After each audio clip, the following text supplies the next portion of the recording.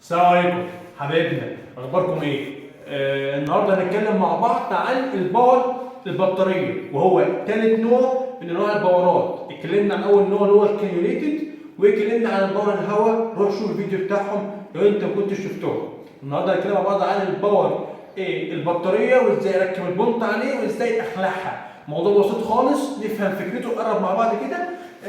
الباور، قلنا الباور البطاريه هو من اسمه باور بطاريه اللي بيشتغل بالبطاريه. اخلع البطاريه واركبها ازاي؟ الموضوع بسيط خالص. شايف اللوك الاحمر ده؟ اضغط لتحت، اشد لقدام كده خلعته معايا. طب عايز اركبها، يبقى هركب كده جامد اهو وادوس لورا يركب معايا. اشحنه ازاي؟ السلك والشاحن بتاعه، بيركب الشاحن بتاعه هنا كده، وهتلاقي ان هو نور معاك احمر. اول ما تلاقي نور معاك احمر ان هو فاقد الشحن، لما يقلب اخضر يبقى ان هو اتشحن معاك. يبقى احمر يبقى فاقد شحن، اخضر يبقى ان هو يبقى او اصفر يبقى هو شحن معاك. طيب الباور البطاريه بتاعتنا موضوع بسيط خالص. احنا عندنا زرارين فيه مهمين جدا. ايه يا عم؟ الزرار الاحمر الخاص بطلوع الثلاث حلقات الادفانس بتاعنا، والزرار الاحمر اللي عكسه اهو السهم لورا، يعني دخول الادفانسد. وهفهمك الكلام دلوقتي. عندنا زرار فوق خاص بالعزم بتاع الجهاز. عزم يعني قوه لفه، قوه الضغطه دي، ده اسمه العزم بتاع الجهاز. اما هاي يعني عالي، اما لو يعني بسيط. لو هاي، لو انا عايز ضغط يبقى لو كده، لو بسيط اهو. شوف الضغط بتاعه بقى بطيء شويه اهو. عايز اخليه اقوى، يبقى اطلع لفوق، اخلي الهاي هي اللي ظاهره معايا، واضغط فيلف معايا بالقوه دي. طيب الجهاز ده الحته دي اسمها الظرف، دي اللي بتساعدني ان انا اطلع الثلاث حلقات دول عشان اقدر اركب البونطه بتاعتي. طيب بص كده معايا، لو انا بلف ناحيه الشمال يبقى انا بطلع الثلاث حلقات، بلف ناحيه اليمين جامد كده اهو، يبقى انا بفتح الحلقات دي. طيب نركب البونطه ازاي؟ موضوع بسيط خالص. كل اللي تعمله تفتح الحلقات عن طريق بتلف الظرف ناحيه اليمين. طيب تدخل البونطه بتاعتك، ادخلها كلها؟ لا. ليه؟ عشان تتسنتر جوه صح وتبقى انت كنترولها صح. شايف حته المشطوفه دي؟ بثبت عندها وابدا ان انا لما اثبت عندها ابدا ان انا الف ناحيه الشمال عشان اطلع الثلاث حلقات، وامسك البونت كويس جدا وبالراحه خالص. وانت في الاول اصبر على نفسك، ما تستعجلش على نفسك.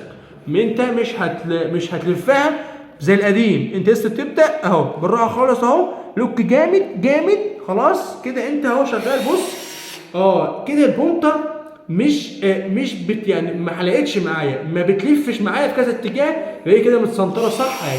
لما تلاقيها مستقيمه كده وبتلف في استقامه يبقى انت مركبها صح. طب انا عايز اخلع البونطه دي، ينفع اخلعها؟ ايوه. اخلعها ازاي يا سيدي؟ كل القصه الظرف ده جامد، هتلفه عكس عكس يعني ناحيه اليمين بتاعك. لف لف لف لف لف، شد البونطه بتاعتك. خلاص يا عم، كده خلعتها وكده ركبتها بكل بساطه خالص. يبقى قلنا لو انا عايز اطلع الثلاث حلقات، اخلي الظرف ناحيه قدام، اتجاه السهم قدام. عايز اخلع، اخلي اتجاه السهم ناحيه ورا، ناحيه العكس. طيب انا بقى دلوقتي قدمت وعايز اتعلم ازاي اركبه بدون بقى بقعد احط البونطه والف والكلام ده. ابسط من البساطه. هتعمل ايه يا سيدي؟ هتمسك البونطه بتاعتك، وقلنا الصباعين بتوعك دول اللي هم السبابه والابهام، او الثامب والاندكس، او الثامب والفور فينجر، قول اللي يعجبك. وعندك الحته دي من كفه ايدك والصباع الاخير، دول مفتاح اي باور في الدنيا. هتمسك البونطه بتاعتك بالصباعين دول، عن طريق الحتتين دول هتكنترول على الظرف اهو. بص اهي، سيب دي خالص اهي، ماسك الظرف بدول اهو. يبقى انا محتاج حاجه تدخل البونطه هنا، يبقى انا همسك البونطه كده وادخلها جوه وكنترول على الظرف. خلي السهم التفانيه فين؟ لقدام. ادوس بالراحه اهو، طلع بالراحه خالص اهو جامد اهو.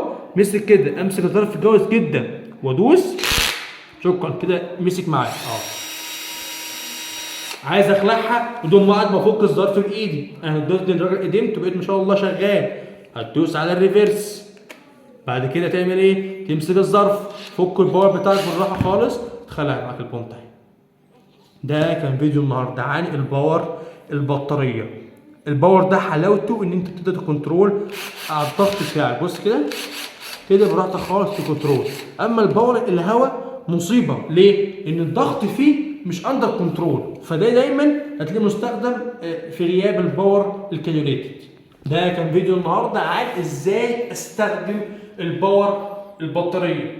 لو انت اول مره تشوفنا، انا مصطفى جلال، بحاول اقدم لك محتوى عن قسم العمليات بطريقه بسيطه، واخد ايدك كده للقسم ده واسهل عليك المشوار بتاعك.